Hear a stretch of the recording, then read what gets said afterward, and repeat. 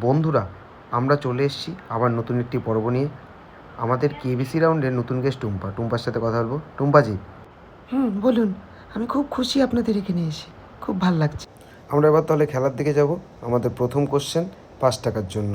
আপনার স্ক্রিনে এই যে দেখুন, গরুর লেজে কয়টা চুল থাকে?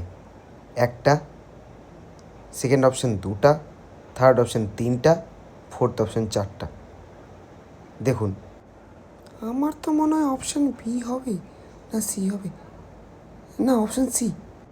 আপনি শিওর তো অপশান সি লক করব? ভেবে দেখুন একবার, লক করব কি কোশ্চেনটা, উত্তরটাকে?